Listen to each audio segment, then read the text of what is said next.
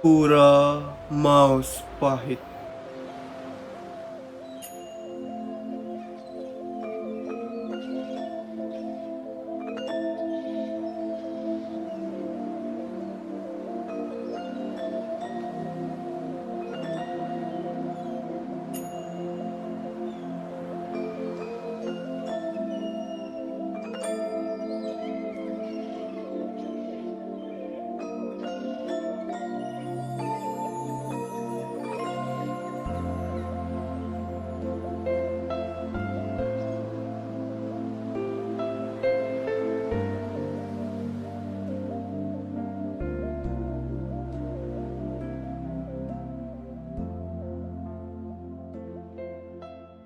Pura Majapahit sebetulnya dulu disebut Pura Majapahit. Majapahit karena percepatan pengucapan sebetulnya Majapahit. Maus itu artinya apa ya? Wacana, apa namanya? Suara gitu. Maus suara. Majapahit tadinya untuk membicarakan hal-hal yang emergensi. Terletak di tengah-tengah kota Denpasar, tepatnya di Jalan Sutomo, Banjargerenceng, Pemecutan Kaja, Denpasar Utara. Pura Maus Pahit merupakan salah satu pura yang telah tercatat sebagai situs cagar budaya peringkat kota Denpasar berdasarkan keputusan wali kota pada tahun 2019. Pura ini awalnya hanya terdiri dari satu bangunan utama, sampai akhirnya menjadi satu kompleks pura dengan luas 2166,6 meter.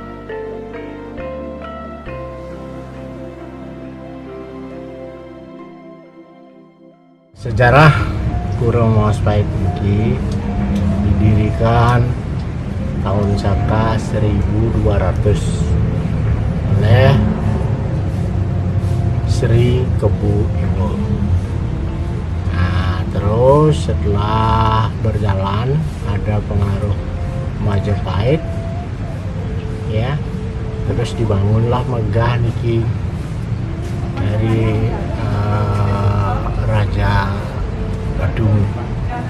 Dibangun megah selesai tahun Saka 1475. Berdasarkan Babat Purana Maus Pahit yang telah dialihaksarakan oleh Wayan S. Satria pada tahun 1990, pada tahun Saka 829 atau 907 Masehi, di Balabatu bertahtalah Patih Jaya Katong yang memiliki keahlian dalam membuat candi. Kebo Waruga atau Kebo Iwa merupakan putra dari Arya Karangbuncing yang masih keturunan Jaya Kantong, juga mewarisi keahlian dalam bidang bangunan. Pada tahun Saka 1200 atau 1278 Masehi, Kebo Iwa membangun Candi Raras Maus Pahit di daerah Badung. Ada kemungkinan nama asli Candi Raras tersebut bukanlah Maus Pahit, karena pada tahun 1278 Masehi, Kerajaan Majapahit belum berdiri. Menurut keterangan Babat Purana Maus Pahit, pada tahun Saka 1247 atau 1325 Masehi, Bali diperintah oleh Dalam Batu Ireng dengan Patih Kebo Iwa yang menyerukan pada rakyatnya bahwa Bali tidak akan diperintah dari negeri lain, namun memiliki pemerintahan sendiri.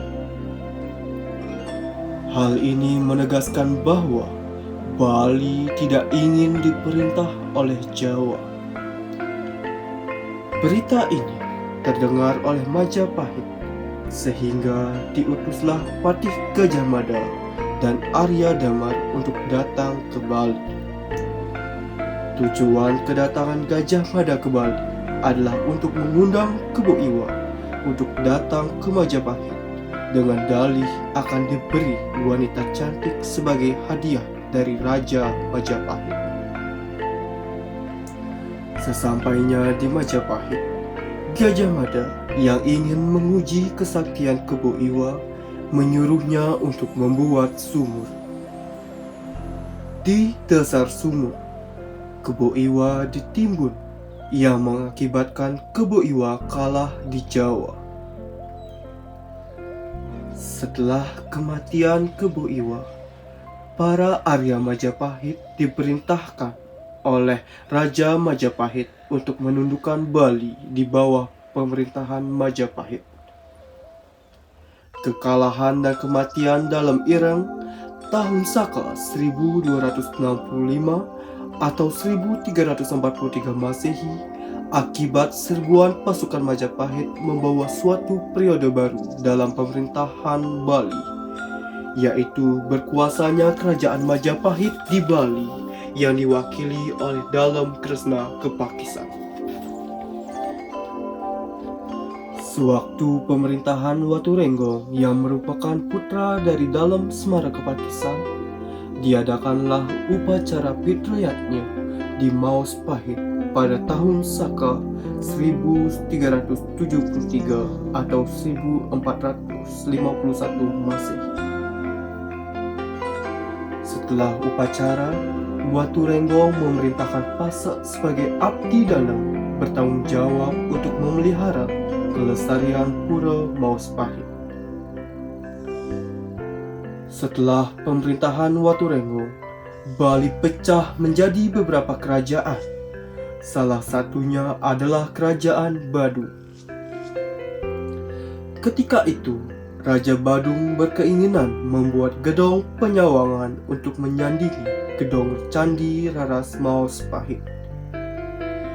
Raja Badung memerintahkan Pasak atau abdi dalam pergi ke Majapahit untuk mengukur candi yang ada di sana.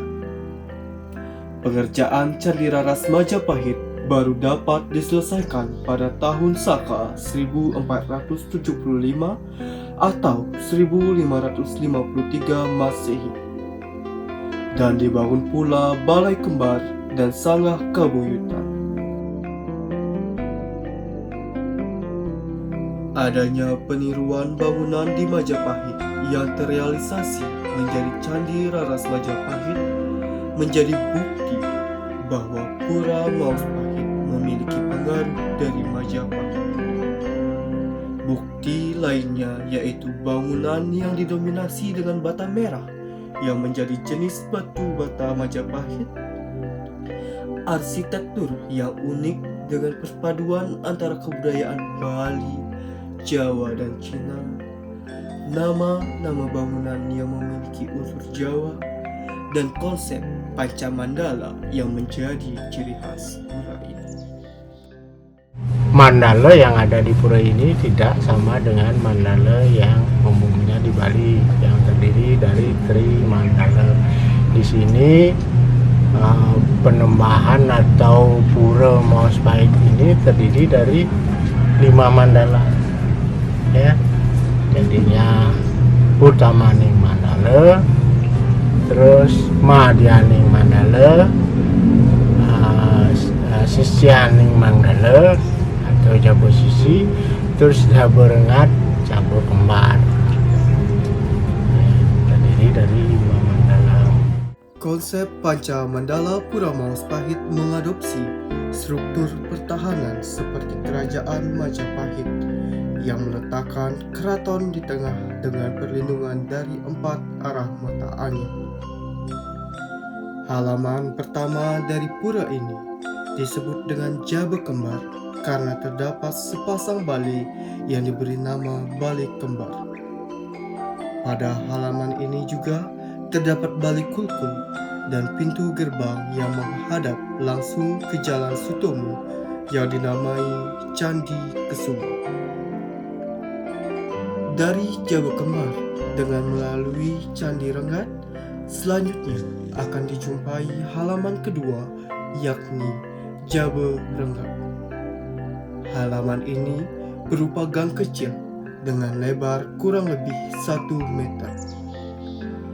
Gang ini menjadi jalan untuk menuju ke halaman selanjutnya, yaitu Jabe Sisi. Antara Jabe Renggak dengan Jabe Sisi dibatasi oleh Candi Rebah. Pada Jabe Sisi ini terdapat beberapa bangunan, antara lain Pewaregan, Pererepan, Sember, dan Candi Bentar yang menjadi penghubung dengan Jabe Tengah atau Madya Mandala. Pada Jabe Tengah terdapat Balai Tajuk dan Balai Semanggil. Halaman ini biasanya digunakan sebagai tempat pementasan wali kesenian sakral ketika upacara berlangsung. Selanjutnya, Utama Mandala yang diakses melalui Kori Agung. Disinilah Candi Raras Mahuspahit dan Candi Raras Majapahit didirikan. Sebagai pura kayangan jagat, yang artinya pura umum atau tempat persembahyangan umat Hindu tanpa memandang sorok atau pelan, Pura Mahuspahit menyusun susunan yang merupakan manifestasi Dewa Brahma, Dewa Wisnu, dan Dewa Siwa. Pada Candi Bentar terdapat Ratu Ngurah Paksi yang merupakan manifestasi Dewa Wisnu dan Ratu Ngurah Bayu yang merupakan manifestasi Dewa Brahma.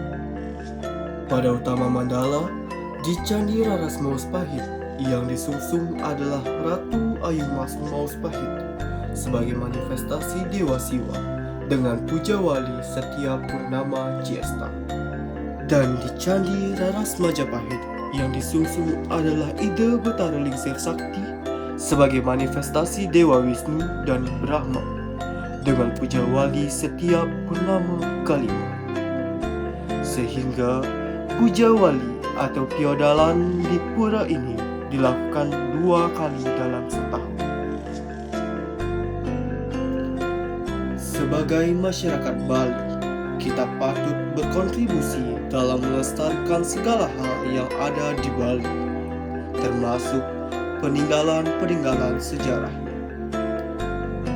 Kami berharap tempat-tempat sejarah seperti Pura Mahuspahit dapat lebih diperhatikan, tidak hanya oleh pemerintah tetapi oleh semua orang, supaya dapat bertahan hingga anak cucu kita. Oleh karena itu, kami mengajak seluruh masyarakat untuk turut serta menjaga, melestarikan, dan memahami tempat-tempat sejarah